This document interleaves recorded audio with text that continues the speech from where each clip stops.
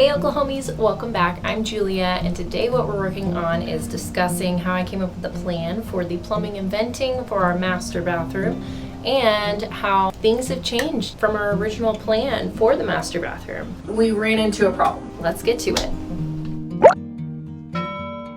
So originally when I planned this renovation of the master bathroom, the previous layout was on this wall over here.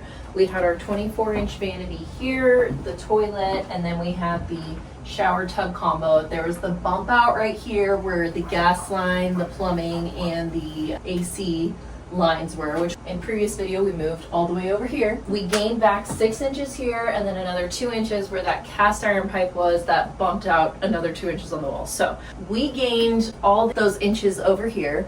We also took down this wall right here so that we would gain another 3.5–4 feet to the master bathroom. But my original plans, I figured that the plumbing would be better suited on this side of the bathroom since this is where our guest bathroom backs up to. So I figured it would be easier if the plumbing was closer together anyways for like not having to use a ton of material and things like that. However, when my dad and I were planning to do the lines, do the venting, the drain, everything, all of it, we ran into a problem. The sill plate for the bathroom here has the beam for like the major support beam for our entire house right below it.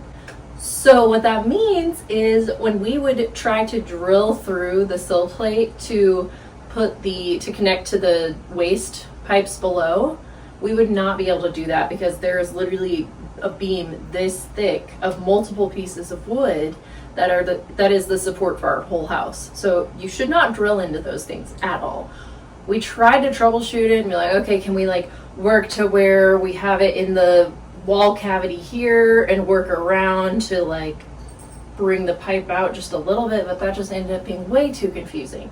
Another issue was when we did the floor joists, we put the blocking in between the different floor joists to add more secureness to it.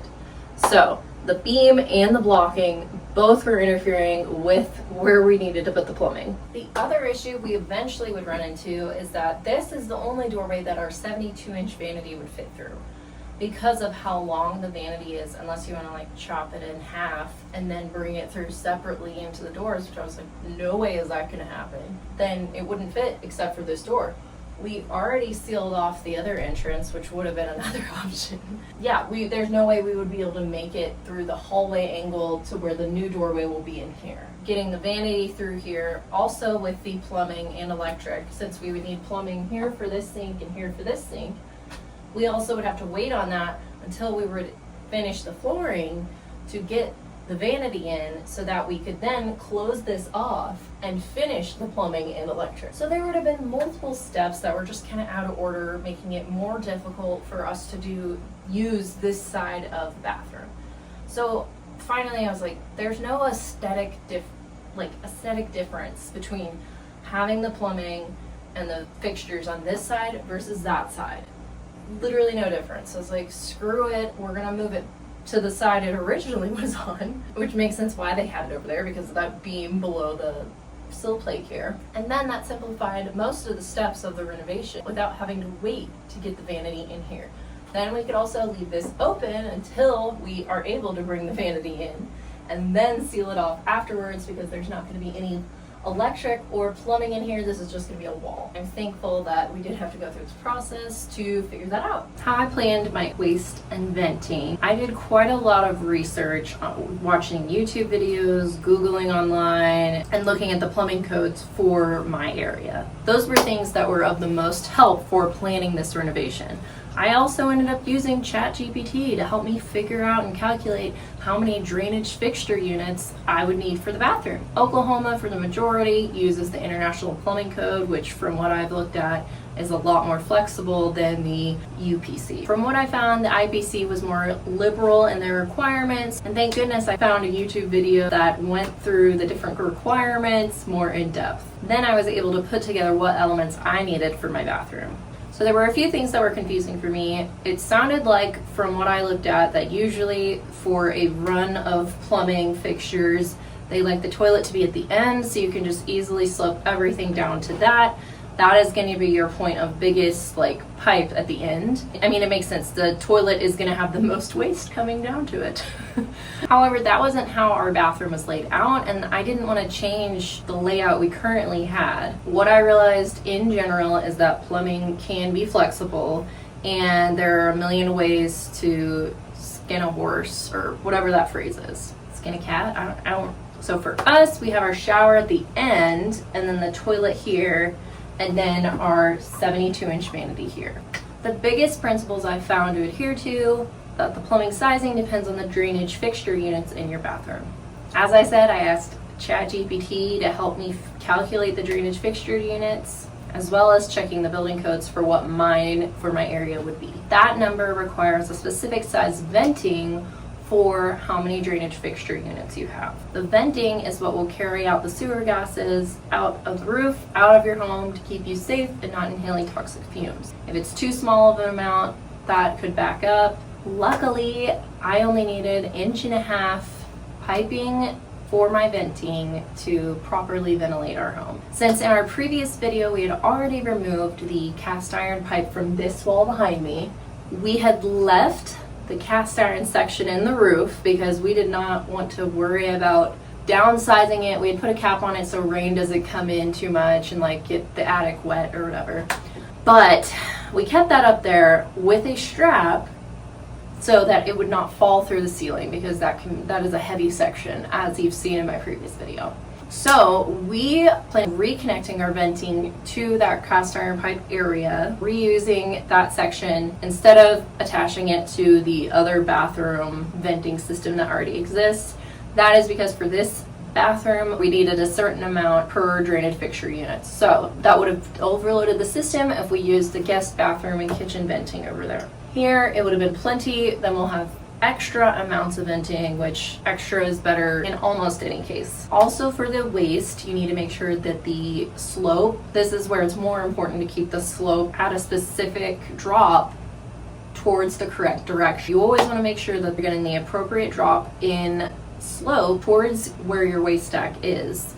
Otherwise, all that gross drainage can just sit there and then it can get clogged up because it doesn't have the appropriate slope to move it out of the system. That is why we want to make sure that our slope for this bathroom goes towards the largest drain capacity, which is where the toilet is. So we are going to slope from this direction, from these sinks and the shower drain, to the toilet.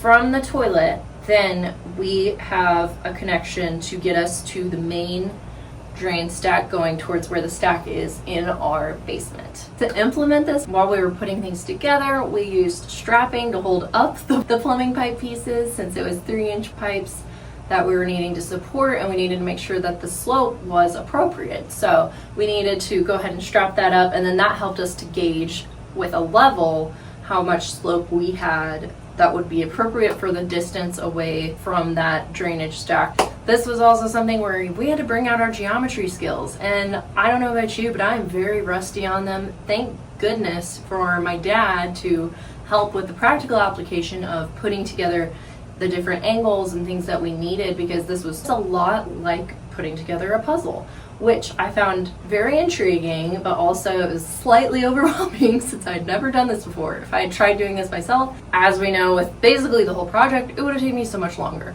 So thank you, Dad, for helping me implement the waste and getting most of this portion of the plumbing together too, and just seeing how somebody actually like plans it in real time. Another key principle in drainage for plumbing, and like the waste portion of it, is making sure the direction of the flow is appropriate. If it's incorrect, then things can get backed up and clogged, and you don't want that. With your plumbing pieces, make sure that the flows. Example of this is sanitary tees. So with a sanitary tee for a sink, you see how the direction of the flow, it slopes down. If you were to have it sloping like this, then this portion would cause, instead of the water to run smoothly down towards the direction you want it to go, it would cause it to have to go up and then over, which could eventually lead to a backup in the pipe. For the shower, looking up regulations for the plumbing size of the drain, I found you could use 1.5 or 2 inches for that P-trap area and then that portion of the venting. From watching numerous videos, somebody suggested that go ahead and go with a larger 2-inch P-trap and drain for the shower, especially if you're somebody who has a lot of girls in the family who have a lot of hair that could get clogged. It'll just help to get clogged less easily since there's more room for any of that gunk or hair to go down into the waist. From there, we had to work around the floor joist that was there, so we kind of had to do an interesting maneuver there and then bring it over to the right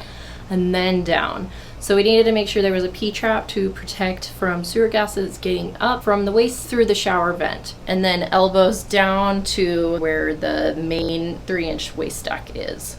So from there, then we connect to the toilet in this section. This is the toilet venting. Usually they prefer a 4-inch pipe for toilets because you want the larger amount of waste. However, the only way you can downsize, so in general for plumbing, the only one that they are okay with downsizing from larger to smaller for waste is with a toilet. So you can go from a 4-inch flange to a 3-inch pipe, but you shouldn't go any smaller than that. For other waste things, you never want to go from, say, a 2-inch for your sanitary tee to 1.5 inches below that, or 3-inch to 1.5 inches. That restricts too much of the flow and can cause blockages. So as I said, for the toilet, usually you do a 4-inch pipe, but since this was already going to be 3 inches for the main waste drainage stack to connect to the main stack down there, we kept a 3-inch pipe here, and then we needed to connect the left and the right side of the plumbing branch to where the toilet was. However, with the angle we needed to get to the main stack and the slope, that wasn't going to be possible. So we ended up having to do where this connects to where the toilet is, and then we had to do another branch over here to get the correct angles. This whole thing sent my brain for a loop until we got it connected. We ended up connecting separately from the main stack since we couldn't find a fitting that would incorporate what we needed of combining an 1.5 inches on the top with a 3-inch for connecting on the sides and then a 3-inch below. It just wasn't, we didn't find anything at the store that resembled that, and so we ended up having to jog it over and do a separate, I think it's a sweep, I don't remember what it's called now, but it's like a little, the flow goes like this down, so then it incorporates the flow from both sides into a Y, and that covers what we need for that section. The vanity was pretty straightforward. We're gonna have 2 sinks, which are usually either 2-inch or 1.5 inches for the sanitary tee and the waist below. So below the sanitary tee, I kept it at 2 inches just to make sure that it was wide enough, and then if we did have hair or things like that, then hopefully that would help to keep that gut flowing a little bit better until it connects to the 3-inch waist below. So it went from 2 to 3, and then everything, we had the end down here, so it slopes again towards the main stack so that everything can flow nice and easily down to our stack in the basement. As I said, with the sanitary tees, it's important to keep the flow going towards that drainage area. So never want to flip it like this where the water has to come up and down and over. We want to make sure it flows nice and easy down, because up here doesn't really matter about flow. This is mainly for air ventilation. The other thing we are going to need to add when it comes closer to time is the P-trap that will be under the sink. So we had to go ahead and measure out, first in the bathroom vanity, we had to measure out where the cavity, like where that would hit. The vanity that I chose has drawers on this side, and in the middle. So the cavity is a little bit smaller than some vanities that people typically choose. So I wanted to make sure that was lined up at the right spots, and then we also wanted to make sure that would line up correctly with where the water lines would be. Then it was 1.5 inches from the sanitary tee and on up. As you saw in the last video too, the venting in the attic, I tried to make sure that each fixture had its own designated vent in the wall. I was gonna try to be fancy and like connect it in the walls. I know people can do like wet venting and all these certain things, but that's above what I am figuring out right now. I did not mind. We already had other like penetrations in our sill plate in the top. So the only one that we ended up changing up was this section right here. And the only reason we didn't give this one its own vent penetration through the top plate is because that is where I think our furnace is right up, or like the corner of our furnace is right above there, so we wouldn't be able to drill through that either way. And that is just something that was going to be entirely too difficult. So we made sure with this that there was a slope going down, so if there is any water that ends up getting through the venting at the top through the roof, it will go, theoretically, it'll go either straight down, or if there's a lot of it, it'll go down the sides sloped, and then this will slope it towards here, or it'll come down here. Either way, we're like over covered for if anything like that happens. That's the only occurrence where we didn't give it its own penetration into the top plate. You also want to make sure that if you're doing something like this, that it is above the flood level. So you could have done it a lot lower, but I wanted to make sure, because we're gonna be hanging mirrors here, we're gonna have lights, I wanted to make sure it was just totally out of the way. Nobody would have to worry about if they're hanging something that it'll get bust a pipe or wires or something like that. Also in the venting, we had that previous section where we left the cast iron pipe. So I wanted to just plan on reusing that section, though that's probably not like the easiest or something that some other plumbing person would have done. It works. We got it to work. It's all fit up there and it's supported up there, so really if it works, it works. There's a lot of ways to do it. I finished in the attic, I finished the venting in the attic myself, as you saw in our last video. That was horrendous. Thank you to all the HVAC and anybody who has to go in the attic to work on air conditioning or furnaces or things like that. It's disgusting up there in the summer, so thank you for your service. It was stupid to be doing this stuff during the Oklahoma summer. Thankfully, it's cooling down now, so I can go and finish up the other electric things that I need to up there. Though I have never put together a plan for the plumbing in my life before, I am so thankful for the age we live in and the resources we have online where I could look these things up myself and try to put together the pieces on my own first before bringing in the experts, so I could better understand the process and learn better when I had my own separate time to research and learn the whys of certain things than just jumping in and having to ask all the questions then, and you don't know what you want to ask whenever you're in the process sometimes. Some people are like that. I'm not. I like to have my prep time ahead of time. That's it for today. Our next video, I'll show you the electric plan. I'm not going to show you exact how-tos on the electric. I don't even know where to begin. We had someone come out and do it.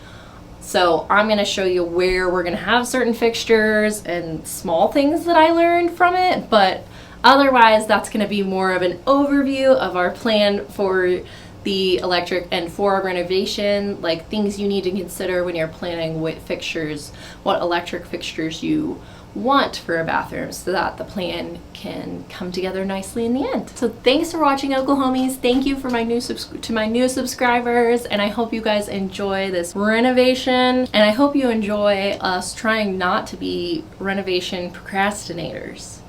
I hope there are others out there like me, but please keep watching. Eventually it'll pay off, and I am thankful for all of your support and comments and everyone who has been with us through this process. So thank you very much, and I'll see you in 2 weeks. So later, Oklahomies. You wanna walk with me?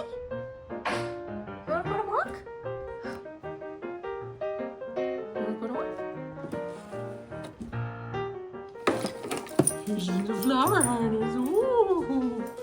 Yay, buddy. Come on, Daddy. Come on. Stay. Stay. Stay. Don't run away. Don't run away.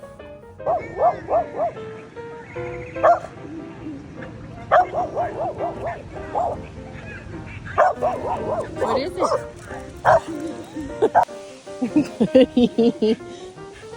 Go this way, buddy. No, you gotta go this way. This way. There you go. Good. It's okay.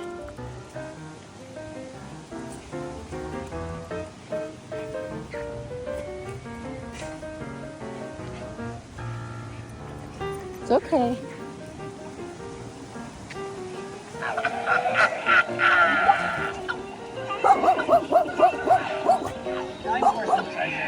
Shut up.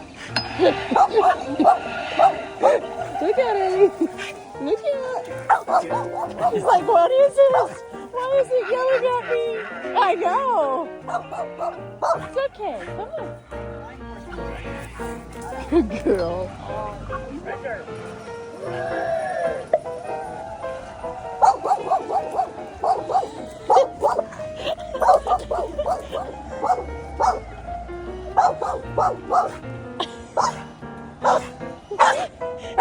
It's okay, buddy. Come on. Keep going. Keep going. You made it through. Good job. You made it through. Good job. Wrigley can't get out of here fast enough.